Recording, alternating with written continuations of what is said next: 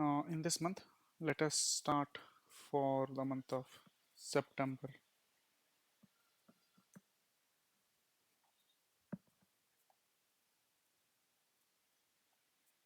Okay, first we have Asha Kirana Initiative. So, as the name itself suggests, Asha Kirana Initiative, it is related to eye. So, it is an door-to-door eye screening scheme which has been launched by Karnataka. Under this, ASHA or health department personnel will visit all the households to conduct the preliminary screening and evaluate various parameters, including the eyesight. So, if the problems are identified, then they will suggest for the secondary screening, and if there is surgery is needed, so that will also be conducted generally for cataract and all, and that will also be free in the appropriate hospitals. Then we have dementia is in news.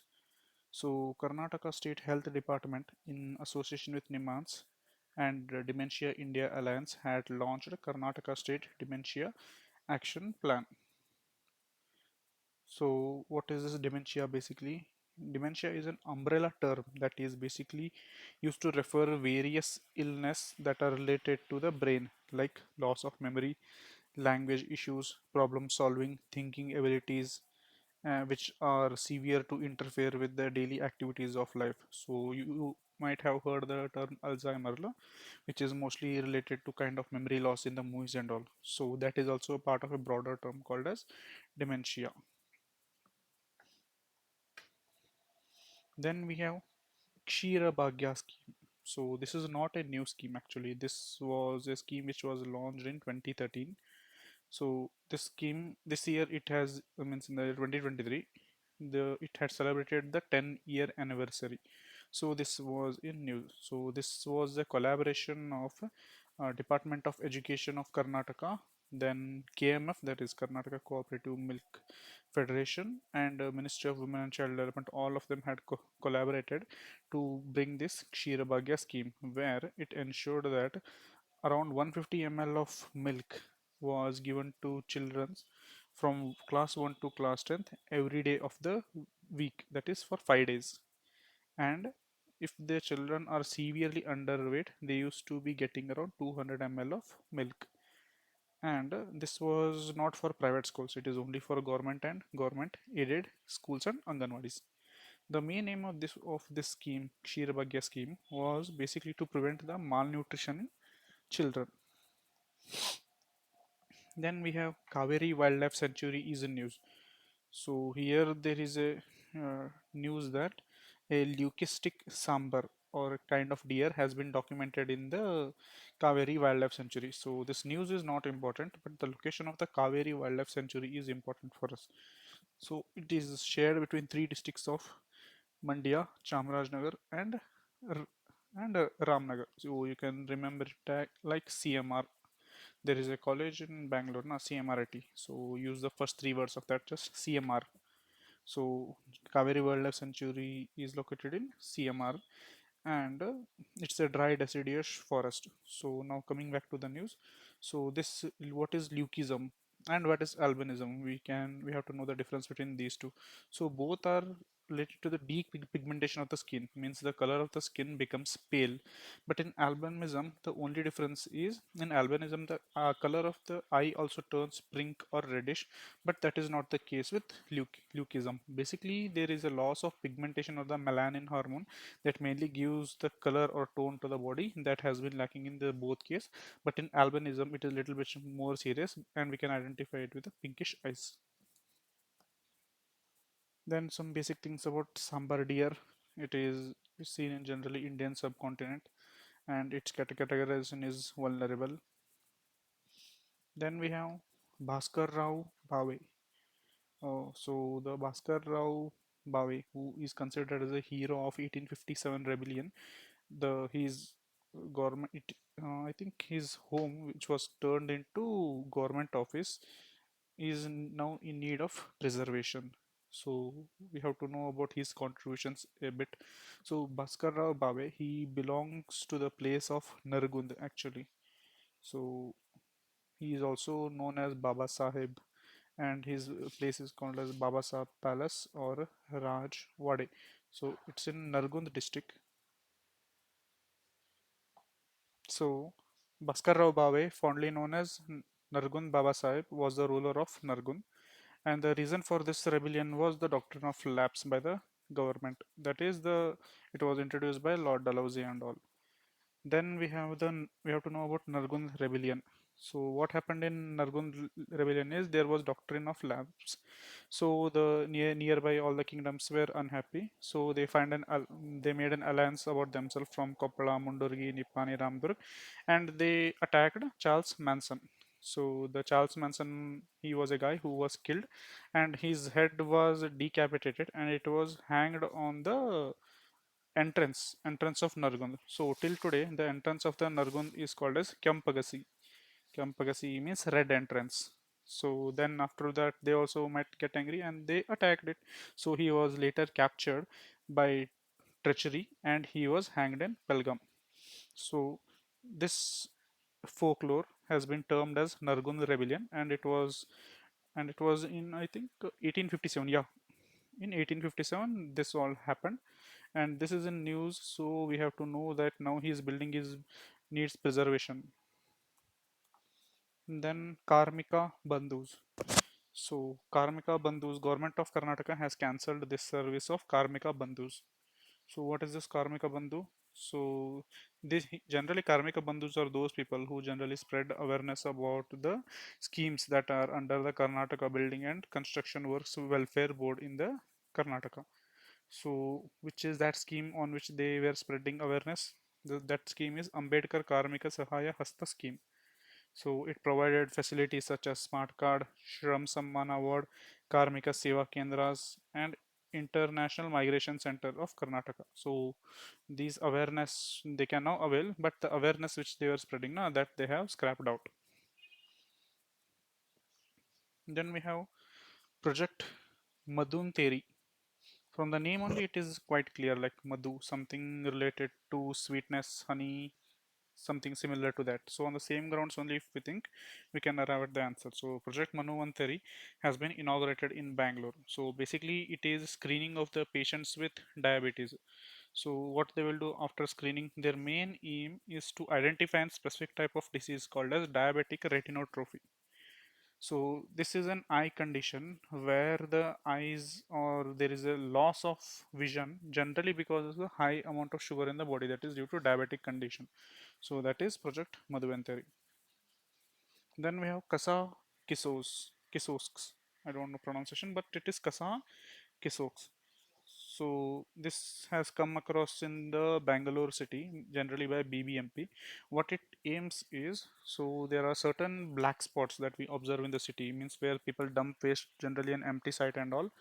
But that site has to, if it is continuous getting filled without any action, it directly turns into a dumping site.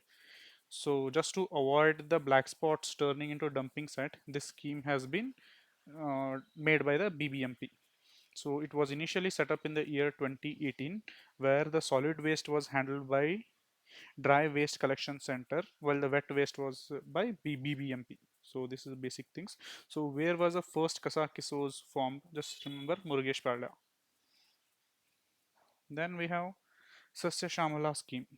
So Sasya Shamala scheme is a collaboration between Department of School Education and Department of Forest. As Department of School Education is involved, so definitely children will also be included. So it is for the children from class 1 to class 12, and it basically aims to plant 50 lakh saplings in the 1 year.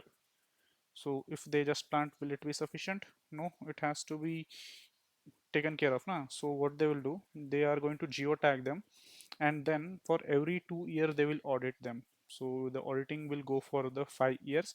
If they have done well, some kind of incentive will be given to them. So what we have to remember basically here is which department is doing this. That is education department, school education department, and the forest department to plant 50 trees for class 1 to 12. Then we have UNESCO World Heritage Sites are in news because three temples of Karnataka had got the place in the UNESCO's World Heritage Site. So all these three belongs to the Hoysala dynasty, which are Channakeshwara temple of Belur, Hoysaleshwara temple of Halebeedu, and Channakeshwara temple of Halebeedu. So we will know about basics of these.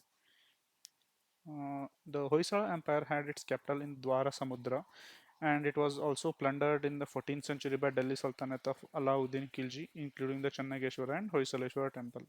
So now we'll study about the Channakeshwara temple of Belur. So whom was it constructed by? It was constructed by Vishnuvardhana, and it is on the banks of the river Yagachi. From the name only, it is very much clear that Channakeshwara means it is a temple related to the Vaishnava sect. So how to remember this one? So Channakeshwara CV, CV we know, right? Resume something kind of thing. So CV Channakeshwara Vishnuvardhana, and from V only we can easily make Y. So Yagachi river. So all these three facts are interlinked, and this is an Ekakuta temple, means there is only one mantapa kind of thing, and this is a called as Karnataka style. It is basically a fusion of the Nagara and the South Indian Karnataka style, and they use the soapstones, where the walls of the outer temples are extensively decorated while the internal walls are left plain. And this, and here only the shape of the temple, that is the plan, is steelette plan or the diamond shaped plan. And this nagar Navaranga at Keshava temple at Belur is the largest of any Hoysala temple, and it also share the diamond shaped layout. Next we have Hoysaleshwara temple of Halebeedu. So here also the trick is HH. Hoysaleshwara HH. HH means it is in Halebeedu, Hoysaleshwara. Who created this one? This was by the commander of the Vishnuvardhana. So he is Ketamalla. So Ketamalla had created this Hoysaleshwara temple dedicated to Lord Shiva, and this is on the bank of the river Dwara Samudra. So this is the most important temple because there is a commentary on this. So Percy Brown had said that this is the highest achievement of the Hoysala architecture and is considered as the supreme climax of Indian architecture. Then about Chamnakeshwara temple of Halebeedu. So where is this? This is in Mysore at Somanathapura. So this is by the Hoysala king Narasimha III, and it is on the banks of the river Kaveri as it is in Mysore. So this also has features like a number of sculptures related to Prahalada, Hiranyakashipu, Vishnu Avatar and Narasimhas. So some basic facts, like India has around 42 sites, and Italy is the number one with 58 sites, China 57, and India occupies the sixth position. Then we have Suchi Nanna Maitri scheme. So basic things, I think we know this scheme. This is for the PUC first and second PUC girls to provide them Suchi menstrual cups. So who is the brand ambassador? Sattami Gautama. And where it has been started, Dakshina Kannada and Chamarajanagar district. Then we have Mahatma Gandhi Seva Award. So who gives this? Central or state government? State government gives this. So who has got this award this year? This award is be given to Garaga Flag Making Unit. So where is this Garaga Flag Making Unit? This is in Hubli Dharwad, near in that district only. So some basic things about this award. The award is conferred by the Department of Information and Public Relationship to honor the dignitaries who have served the society in meaningful manner based on the principles of Gandhi. So this, what is Garga flag making unit? It is a only BIS approved national flag manufacturer in the country. So for its contribution towards the, what they say, meaningful manner, they have been awarded by the Karnataka government. And who gives this award actually? So this award is basically selected by a person who chairs the committee to give the award, and this time this was chaired by B. Veerappa. So it is his choice. Then we have Cybersphere Center of Excellence. This is quite obvious because Center for Excellence, anything related to Cybersphere, will be in Bangalore only. So the location here is only important. Other than that, nothing. Then we have Gandhi Gram Puraskar. So around 233 Gram Panchayats of the Karnataka have been awarded, and who gives them award? Of course, it will be Ministry of Rural Development and Panchayat Raj only.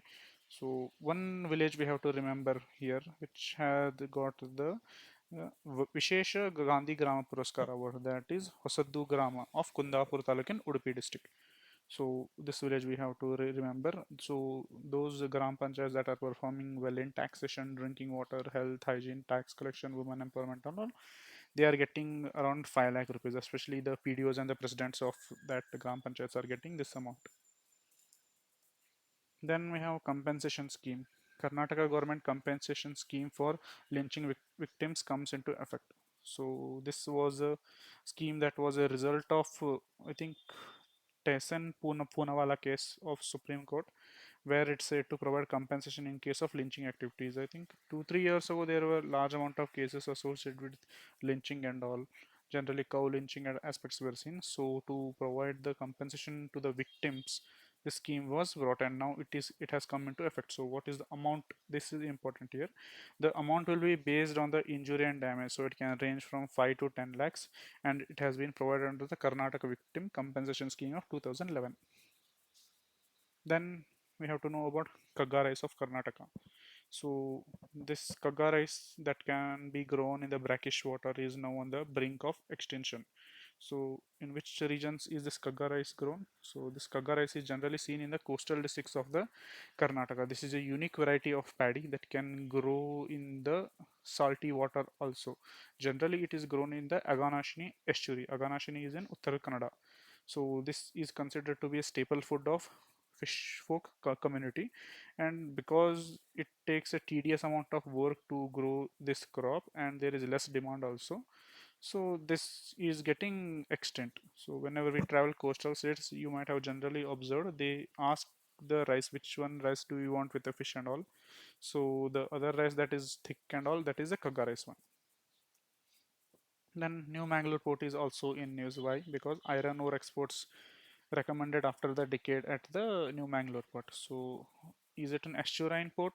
Yeah, definitely. It is at the confluence of the Gurupura River at to the Arabian Sea, and it is mainly used to the import and export of the petroleum products. It is the deepest harbor port in the west coast of Karnataka, and at the India level, it is considered as the seventh largest port. Then Chincholi Wildlife Sanctuary. So this is one is also very important because this one is in the North Karnataka, and this is the only one in the North Karnataka to be more precise. So Chincholi Wildlife Sanctuary, often called as the OSS in the arid Kalyan Karnataka, can be potential tourist destination in the state, and this is the first dryland wildlife sanctuary in the South India and only in the region. So in which district it is situated? It is situated in Kalburgi district. And what kind of vegetation is seen? Dry deciduous, sandalwood is also present, and blackbuck is also conserved here. Then we have to know about special sessions of the parliament. Recently, I think in the month of September, a special session was called by the parliament. When was the last time it was called? It was called when the GST was, they were announcing the GST in the midnight. They had called like something, some independence is going on. They had called and announced the GST. So now similar they had done in the September month. So is it constitutionally recognized? No, there is nothing like special session in the parliament. There is no mention of this in the constitution, but there is a mention of special sessions. Like that special session is associated with the emergency in the Article 352. So that one is recognized and it was introduced in the Government of India Act of 1935. So when they want to have the sessions such like this, and then it has to be approved by the Cabinet Committee of the Parliamentary Affairs. Then we have all women panel of vice chairperson in the Rajya Sabha. So the vice president, that is Shri Jagdeep Dhankar, he had reconstituted an all women panel in the Rajya Sabha, mainly because of the Nari Shakti bill that was going to be discussed. So it included the personality like P.T. Usha, Jaya Bachchan, Dr. Fauzia Khan, Saroja Pandey, etc. So it included around 12 women candidates, and they were allowed to discuss about the Nari Shakti bill and all. So here this news is not important, but the panel of vice chairperson is important. It is generally appointed by the head of the house. In this case, it is the vice president in the Rajya Sabha. So he appoints them for a period of 1 year, and they generally perform the duty when the head and the deputy head is absent, not vacant. If vacant is there, it will be decided by president, and or election will be held. But they only perform only in the case when it is absent. Then we have Diksha portal is in news. So the National E-Governance Division is set to integrate personalized adaptive learning, that is PAL, and integrate it into the existing Diksha portal. So what is this basically Diksha portal? Diksha portal, you can think it like the free and academy of government of India. So like whoever wants to teach, they can teach in the platform. Generally it is taught by the university lectures and all. It is generally free for all. So now what they want to do, they want to integrate the AI into this portal, that is personalized adaptive learning. Means think like you are doing a sum and you go wrong. The AI automatically recognizes it where you have gone wrong and then gives you a suggestions to correct it. So the AI has been, that is a PAL has been integrated into the Diksha platform. It is being launched by NCERT under the Ministry of Education. So one more app is also important here, that is the Vidyadan app. So this is also has a very similar uh, operation. This is also by Minister of HRD and supported by NCRT. It also aims to contribute to e-learning content and help the learners continue their education anywhere, anytime in the country. It appeals the individuals and organizations across the country to contribute e-learning resources in the field of education to continue quality education for the students across India. Then Nipah virus is also in news. So a fresh case of Nipah virus was discovered in Kozhikode, and it had killed that person. So what are important here? Which is the organ it affects? It affects the brain. Is it a virus or a protozoa? Definitely, it is spreading means it will be virus only.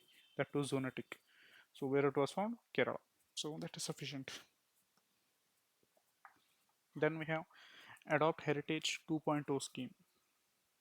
So if this is Adopt 2.0, then there has to be Adopt 1.0, right? So first let us learn that Adopt 1.0 scheme. So Adopt 1.0 scheme was by Ministry of Tourism in the year 2017. It aims to provide quality of services and amenities at the tourist destination. Basically, like it wanted you to adopt an any place any place generally that is a touristy type of place, and then provide the amenities there. So these people who used to adopt them, they were called as monument mitras. But what happened is like it was generally asking companies to do it, but they are also spending in the CSR, and this was also not getting recognized as CSR. So they wanted this to be merged with the CSR. So now to cater to their demands, Adopt a Heritage 2.0 has been launched, where the CSR has been integrated into this. So now whatever task that is done under the Adopt Heritage will be also be treated as CSRs, and they don't have to spend additional money. It can be any kind of service, either it related to a specific amenity, or it can be the taking the entire adopting the entire what is that Am- adopting the entire heritage site only. So here they have also introduced two new apps. One is the Indian Heritage app that gives the information about the heritage site, and other is the e-permission portal. Means it's a single window clearance for all the means all the things that you take permission, like filming, capturing, drones and all. For that permission, e-permission app is there. Then PM Daksh Yojana. A total of over 1 lakh beneficiary have been trained under the Pradhan Mantri Dakshata or Kaushalata Sampanna Hitgari Yojana since its inception, that is in 2020. It's a central sector scheme, means 100% is by central government under the Ministry of Social Justice and Empowerment. So what it does is it mainly provides training, especially skill related training to the marginalized section, generally SC, OBC and economically backward class and denotified tribes, Safai Karmacharis, including the waste pickers. So for SCs, there is no limit of income. But for the OBCs and EBCs, that is economically backward class, their income should be less than 3 lakh. Then only they are going to give competency training generally for self-employment or for wage employment. Then we have Malviya Mission. So this is by Ministry of Education and Skill. So what does this do is this mainly provides training for the teachers of higher education, means engineering college, medical college and all. They are going to get trained under this Malviya mission. If it is for higher education, who will be involved? UGC, of course. UGC and Minister of Education are involved in the training. Then we will move to next one. Then we have Telemanas. So Telemanas is in news because a large number of call assistance to Telemanas were received, especially on the issue of sleep disturbance. So, Ministry of Health and Family Welfare is taking care of this Telemanas. So, this is also supported by the NIMANS and the triple ITB, that is International Institute of Information Technology Bangalore, is also giving the technical support for this Telemanas program. So, this is basically a phone number on which we can call whenever there is an issue related to mental health and all.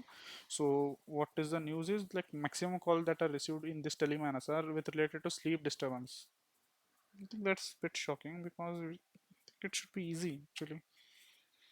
Then like they also have similar level of tickets like tier 1, tier 2 and e-sanjeevani. Means tier 1 it is generally resolved by a telemanas agent only.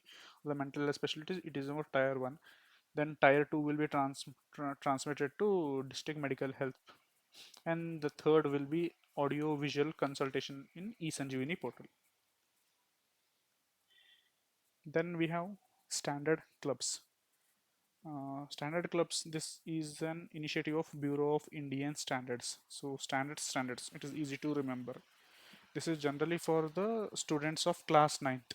You can from class ninth and above. You can remember this also by because in class ninth we have a unit called as units and measurements. So for greater than 9 only standard clubs will be there.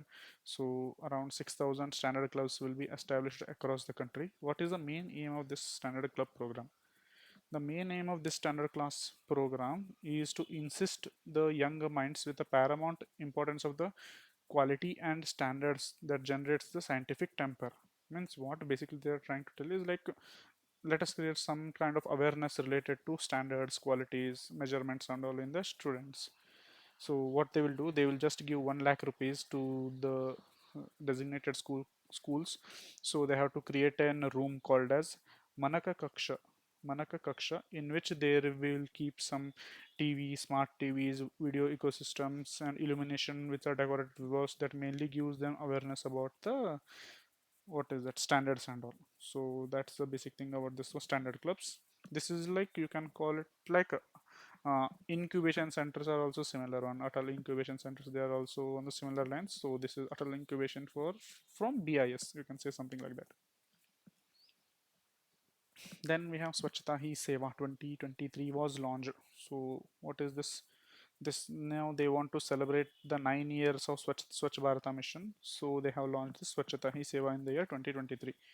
So when they are celebrating this, all the ministries which are involved in the Swachh Bharat mission should be there, na? So two ministries it is doing. One is the Ministry of Housing and Urban Affairs, that is for the urban component. Then Ministry of Jal Shakti, that is for rural component. So what's the theme?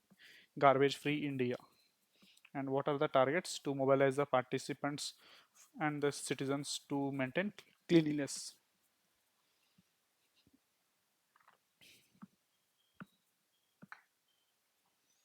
Okay. Now we have Kisan Rin portal. So what is this Kisan Rin portal? It aims to provide subsidized loans under Kisan Credit Card. And there is one more portal called as Wind Portal that gives the weather analysis for the farmers generally to take the decisions about their agriculture. Then we have Shreyas scheme. It expands to the scholarship for higher education for young achievers scheme. So this is for SC and OBC community. Mind it, here there is no mention of ST community. So it is only for SC and OBC. So it mainly provides scholarship generally for the children of these SC and OBC communities for the higher education. So it mainly subsumes the four central schemes, that is top class education for SCs, free coaching scheme for SCs and OBCs, national overseas scheme for SCs, and national fellowship for SCs. Basically higher education in country and in abroad too. So there is no cap for SCs income, but for OBCs there is a cap for 8 lakh per annum. Then we have Pradhan Mantri Vishwakarma Yojana. So when Prime Minister was I think in commemoration ceremony of PM of Vishwakarma Jayanti, he had launched this scheme. For whom? It is for the artisans. So it is a scheme to provide traditional artisans and craftsmen loan assistance at the minimal interest rate, and that too collateral free. So are covered generally 27 type of artisans are covered in which includes weavers, goldsmith, blacksmith, laundry workers, barbers, etc. So they are going to give initially 1 lakh rupee loan for 18 months, and in the next installment 2 lakh rupees for 30 months at an interest of 5%. And the ministry for this is the Ministry of MSME, and after that they are going to get a recognition under the Vishwakarma certificate.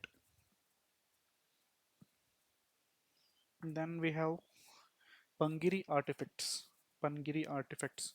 So this is a Buddhist site actually in the Surapet district of Telangana, where the artifacts associated with the Amaravati and Nagarjunakonda are present. So, what is the significance of this Pangari artifacts or the Pangari Tornas is that we know that the Hinayana and the Mahayana school of Buddhism mainly are different from each other in many ways, but in this Torna, they both have been depicted in the same artifact. So for that only, this Pangari artifacts becomes little bit important. And this belonged to the time period of around 200 BC to 400 CE, and it was discovered in 1942, and now it is not in India. It is actually in New York's Met, that is Metropolitan Museum of Arts. Then we have London India Club. So this is going to getting shutting down. London's India Club was a meeting place for the Indians in the United Kingdom during the independence movements, which is now set to close on permanently. So this was set up in the year 1928 to campaign for the India's independence. Who are these founders? Basically three people: Jawaharlal Nehru, Krishna Menon, and Countess Mountbatten of Burma. She is basically the wife of last viceroy, that is Mountbatten, who had a special relationship with Nehru. Then we have Konark Wheel. Why is this important? Because when G20 meeting was held, where Prime Minister welcomed all the leaders of the world, behind him this Konark Wheel was displayed. So only this becomes important. Some basic things about this. It was built in 13th century by King Narasimha Deva I. It has a 12 pairs of spokes in it, that is 24, and it is a symbol of Lord Surya's chariot, and it also symbolizes the 24 hours in a day. It also has been adopted in our national flag, and it also represents Kala Chakra, that is the continuous change in the universe. And I don't know how they have it also reflects the resilience of democratic ideals. Okay, let's see. Then some basic facts about Konark Sun Temple also. It's in Puri district of Odisha, and it was also built by Narasimha Deva, one of the Eastern Ganga dynasty. And special thing about it is called as Black Pagoda, and it has been declared by the UNESCO's World Heritage Site. When we hear the word Black Pagoda, we also know there is something called as White Pagoda. So what is that? White Pagoda is another name for Jagannath Temple of Puri. Then we have Buddha Vanam project. So what is this Buddha Vanam project? So it is a tourist project in the Nagarjun district of Telangana, which has been developed by the Telangana state. So basically, what they have done is they have collected certain uh, places and have marked them thematically, which mainly explains about the life of Buddha, like Buddha Charitavanam, Jatakavanam, Suptavanam, Mahastupa, Education Center, hospital units, and all. So this has been then given to Government of India, where it has recognized this, and the team of Buddhavanam project visits the Buddhist rock caves in Sri Lanka. Means they have been sent to Sri Lanka. Then we have Koraput Kala Jeera. So this is a special variety of rice from Odisha that had got the GI tag. It is also regarded as a prince of rices because of its aroma. Then we have vanadium. So this is a rare earth metal which has been discovered in the off coast of Gujarat. In its applications, there are many applications. You can just mark all of the above. Generally, it is used for electronics manufacturing.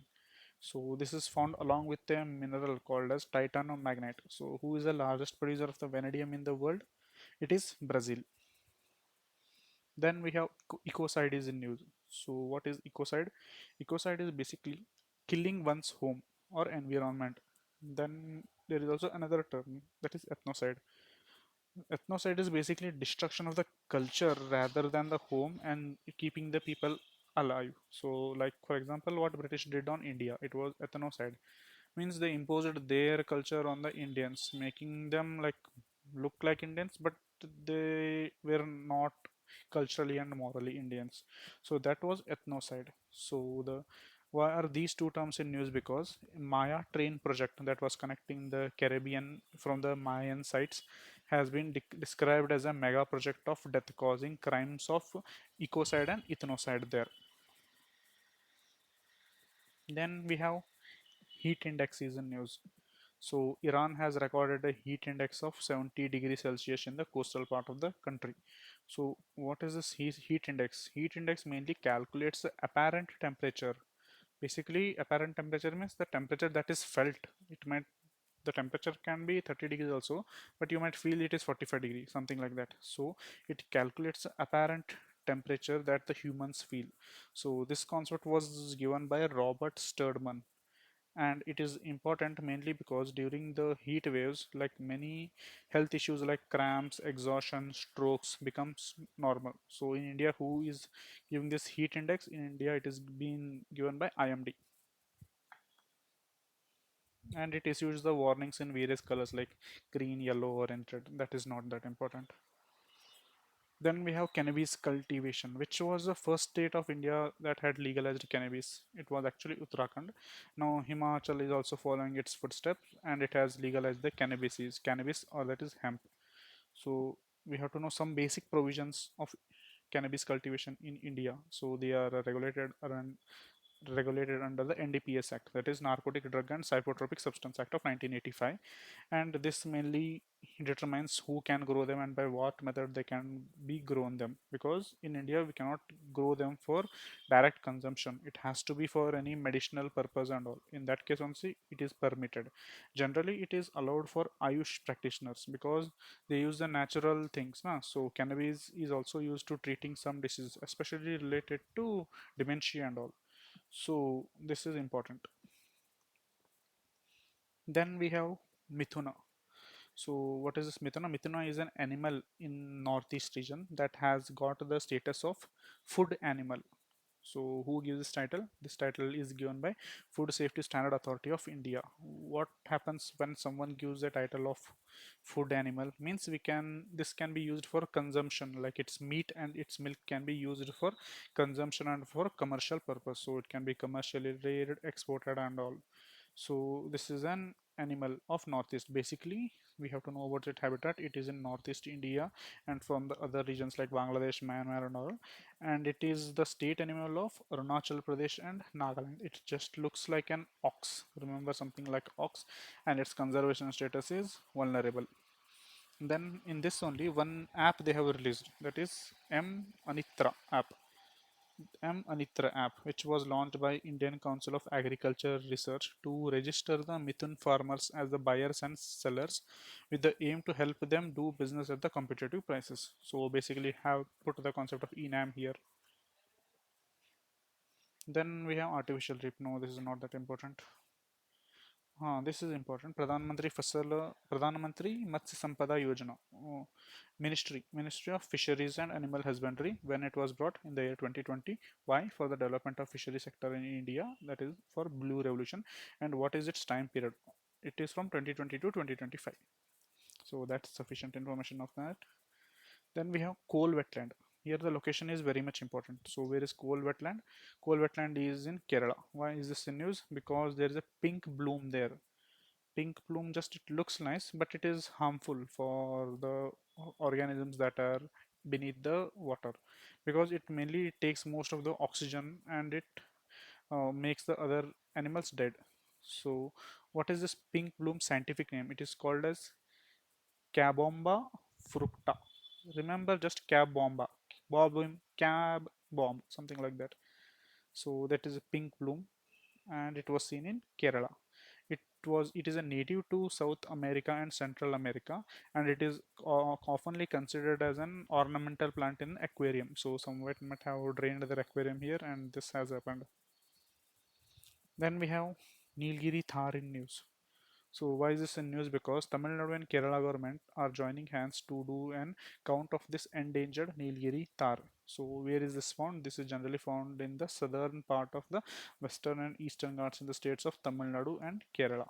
So what is its IUCN status? It's endangered. Then we have ephemerals in news. So news is not important, but we have to know what are these basically. Ephemerals. Ephemerals. This is a short-lived cycle of plant. There are generally two types of ephemerals. One are the annual, another one is a perennial. So annual ephemerals are those that in every year a new individual is seen, and perennial ephemerals are those where the same individual is there and it blooms once in an year, something like that. I think you might have some flowers are there, they stay there only, they do not bloom at all, but one sudden day they will bloom and then they will go away. So they are perennials, and annual ephemerals are those one, they bloom in specific month. Like we can see in Maharashtra, they celebrate this very much. Like there is a celebration when there is ephemeral bloom, especially during the monsoon season. Then we have economy news which we will discuss tomorrow. Thank you.